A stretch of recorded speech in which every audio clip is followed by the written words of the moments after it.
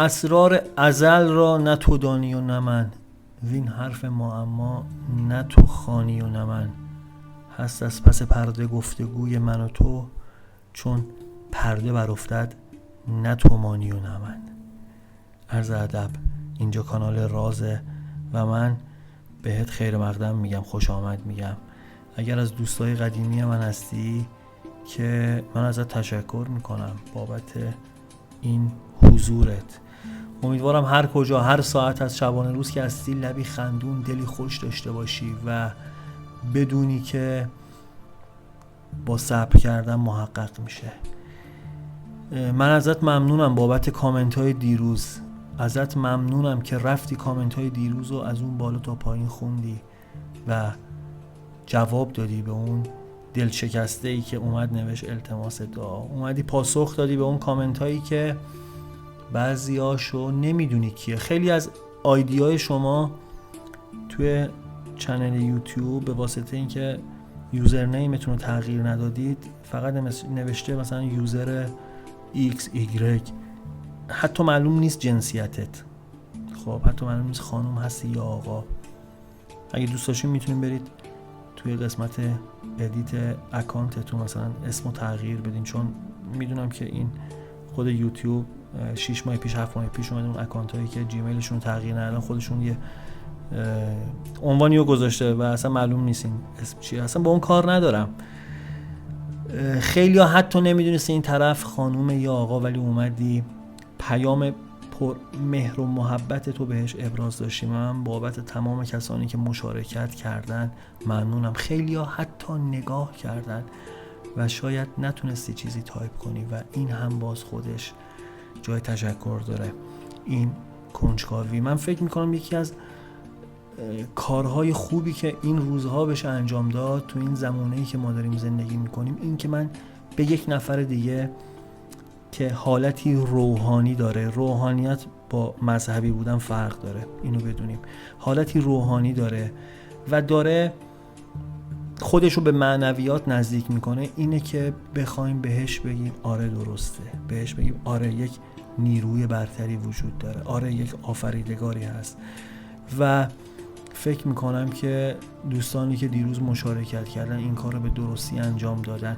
خیلی از مواقع ما تشنه شنیدن این هستیم که باید صبور باشیم، تاب بیاریم و من از خدا میخوام که این نور الهی در تمام وجود ما بتابه و بدونیم که یک جهان هستی با یک نظم خاصی داره پیش میره و ما هم یکی از اجزای این جهان بزرگ هستیم.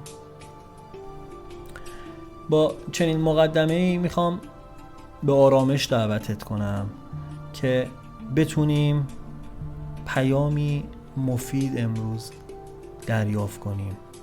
قراره که فرکانس افکار خودمون رو روی شادی، روی حال خوب، روی ثروت، روی آسایش، روی آرامش تنظیم کنیم. قراره بتونیم یه کمی ذهنمون رو ساکت کنیم، یه کمی بهش بگیم خاموش، بتونیم کنترلش کنیم، فاصله بگیریم از این چیزی که مرتب داره توی افکار ما آدرس غلط میده، داره قضاوت میکنه و ما رو تو بازی خودش دعوت میکنه. قراره که توی بازی افکار منفی خودمون نریم و امیدوارم پیام خوبی رو امروز داشته باشیم. چند ثانیه سکوت میکنم تا آماده بشی برای دریافت پیام امروز.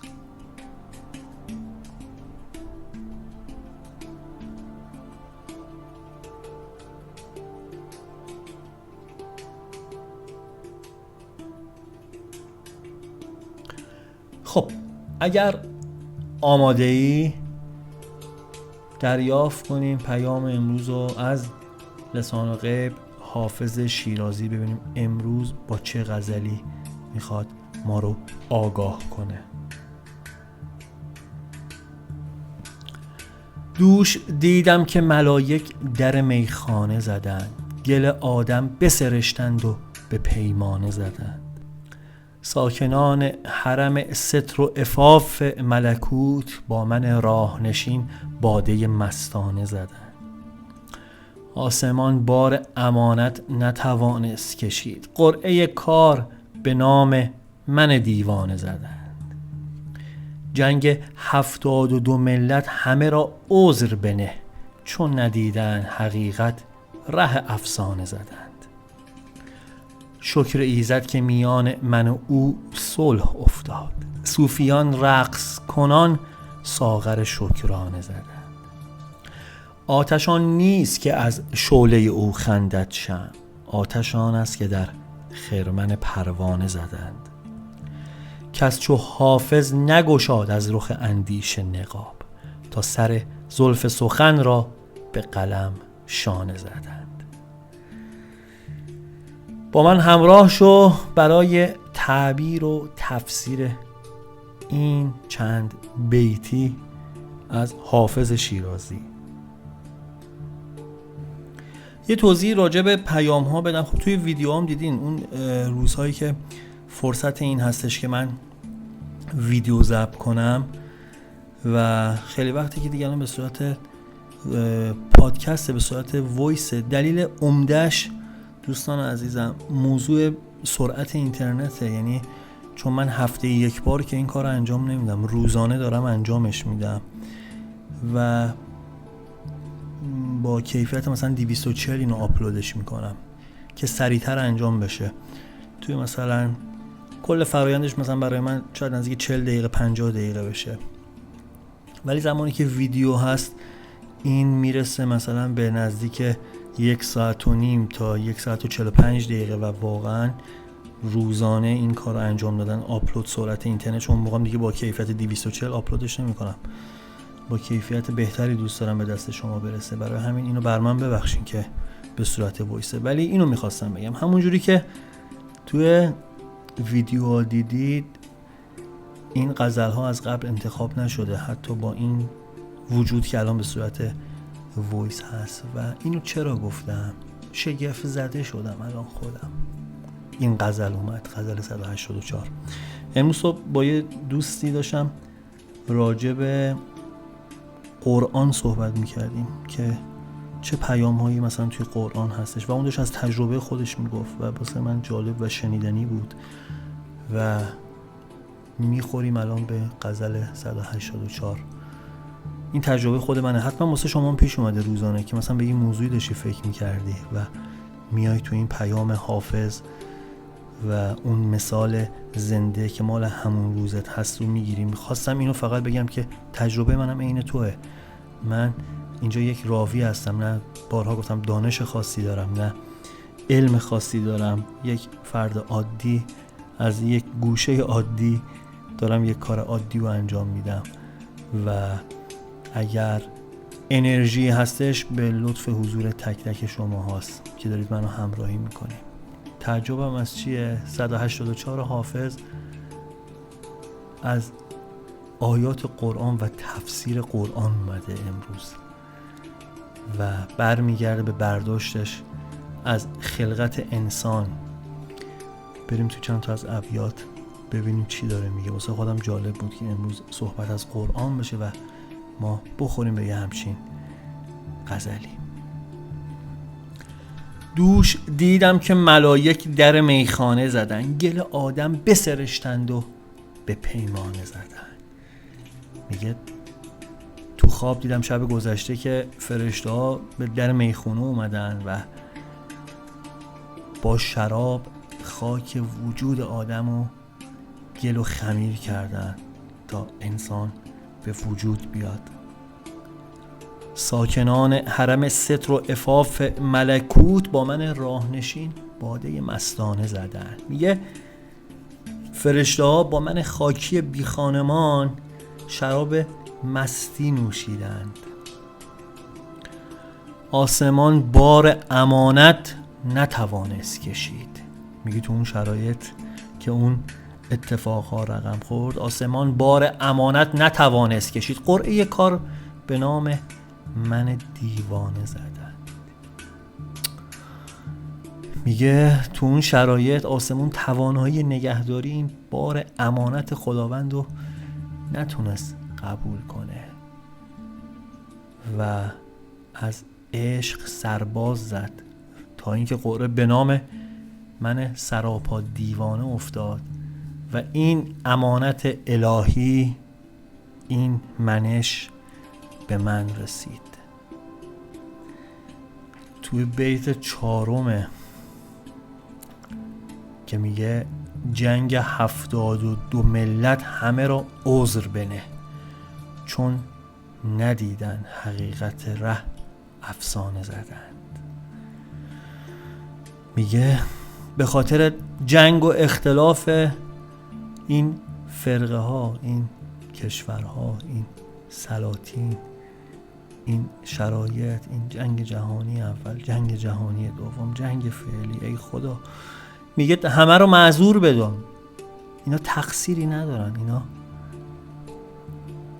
از دیدن حقیقت و حق محرومن و به ناچار دست به افسانه سازی زدن، برای خودشون دین و فرقه های عجیبی ساختن و موجه کردن کارهای خودشون و اعمال خودشون و هیچ کدوم نمیدونن حقیقت واقعی چیه و هر کاری که انجام میدن ساخته یه خیال خودشونه. نمیدونم تو هم حالت خوب شد با شنیدن این بیت؟ نمیدونم تو هم دگرگون شدی؟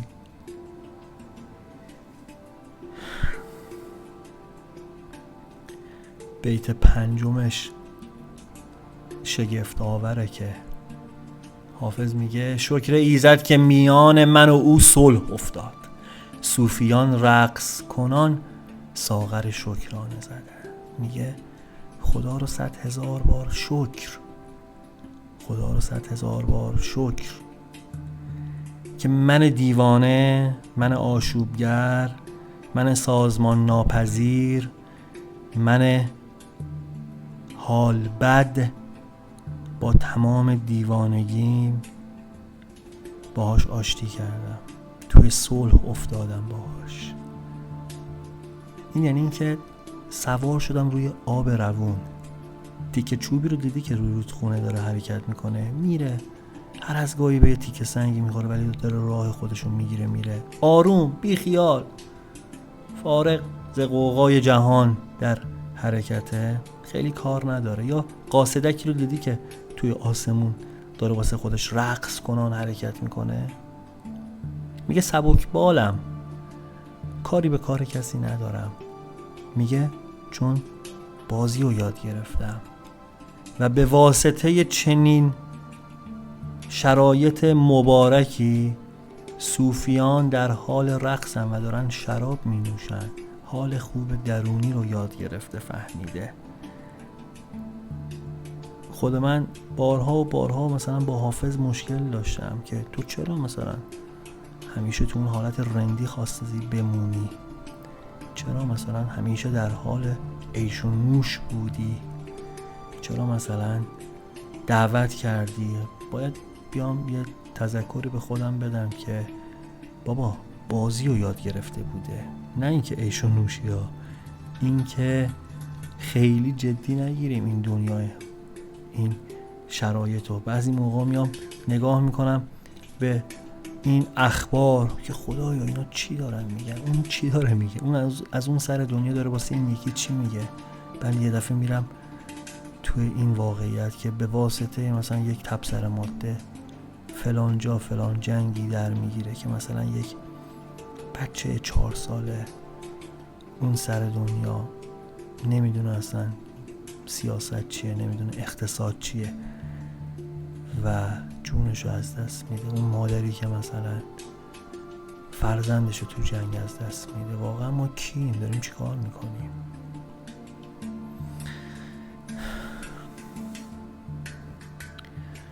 آتشان نیست که از شعله او خندد شمع، آتشان است که در خرمن پروانه زدن.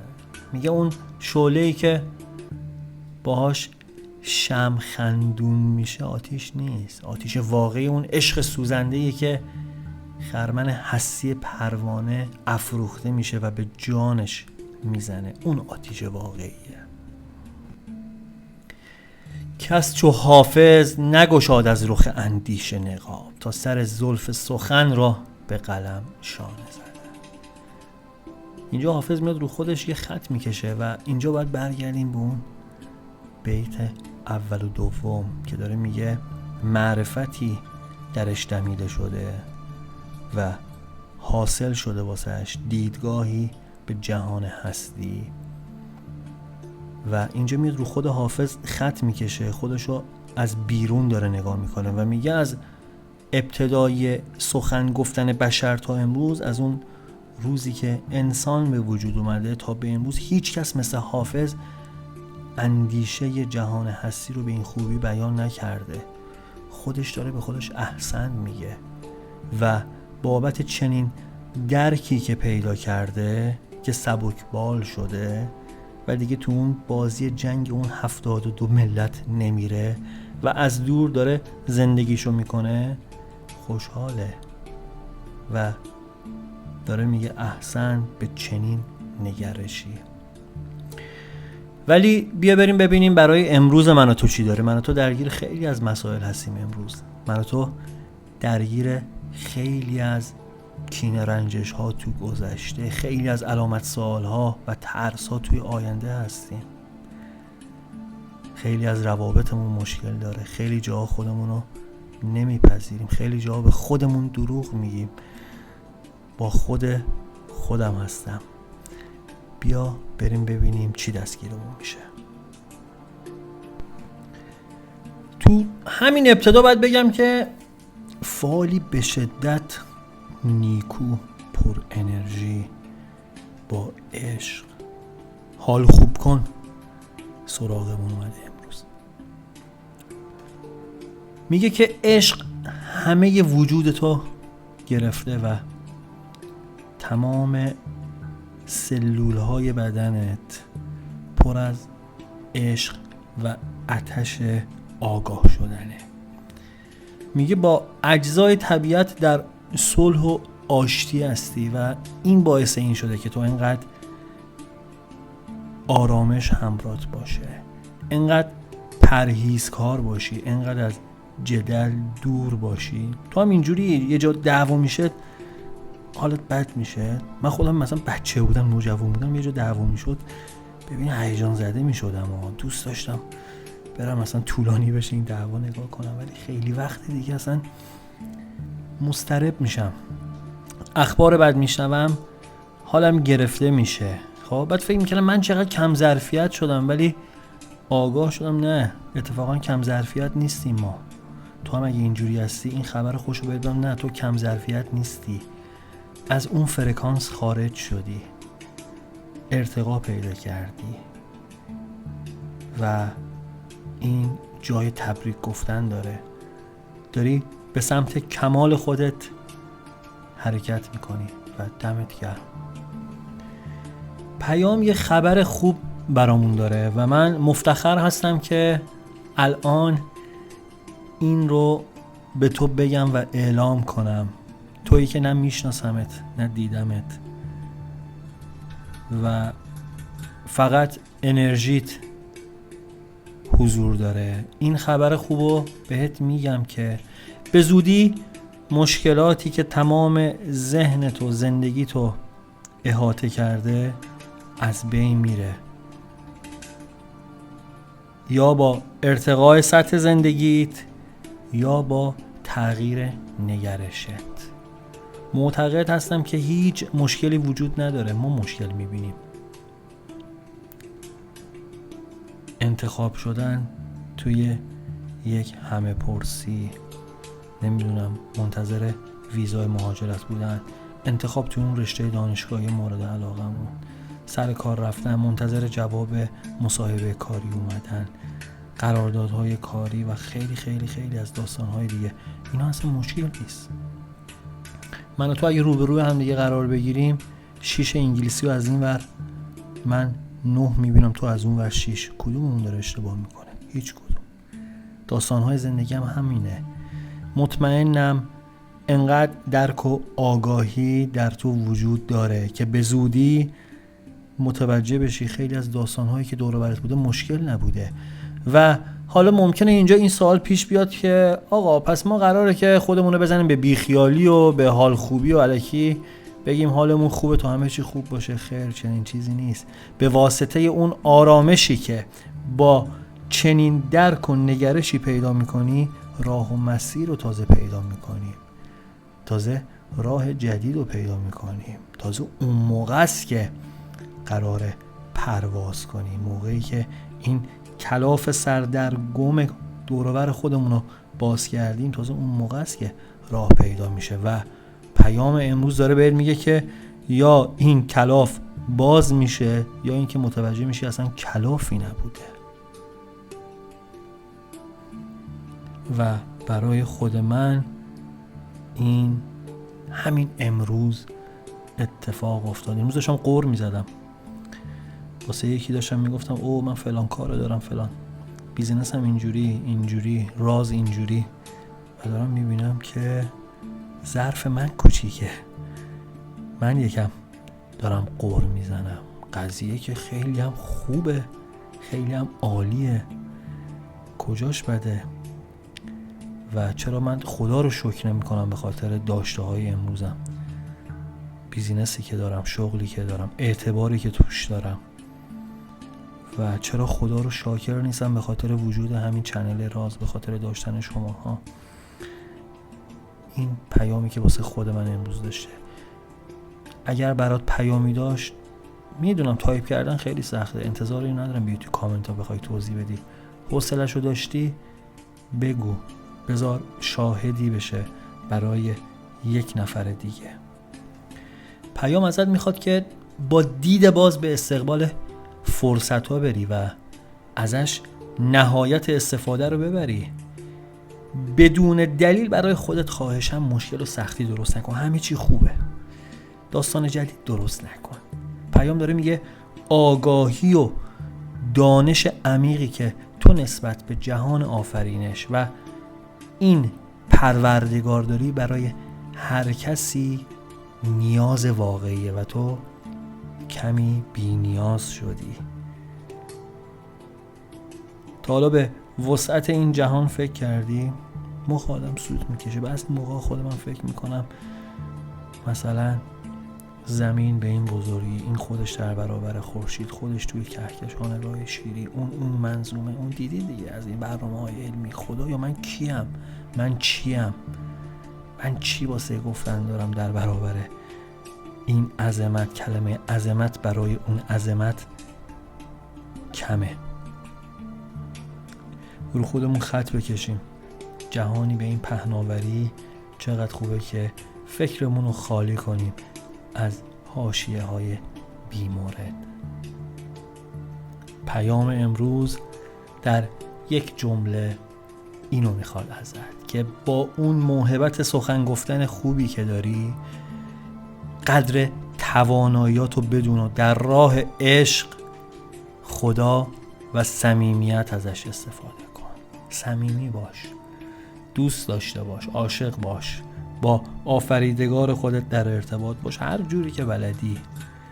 و چقدر خوبه که توانایی‌ها و استعدادهای خودتو بدونی و ازش به درستی استفاده کنی، حتی اگر دیده نمیشه، حتی اگر اون به پول تبدیل نمیشه. کی گفته میزان موفقیت مقدار پولیه که توی حساب بانکیته؟ کی اینو تعیین کرده؟ اگر تو هم مثل من دستاورد خاصی توی زندگیت نداری ولی آگاهی نسبی پیدا کردی به پیرامون خودت، بهت تبریک میگم. منم مثل تو هم شرایط عجیب غریبی ندارم، یک کوچولو دارم سعی میکنم از دیروز خودم بهتر باشم، فقط همین. اگه تو هم اینجوری هستی دمت گرم، ما مثل همین. بابت مثل هم بودن ازت ممنونم. این حس خوبی بهم میده که من تنها نیستم.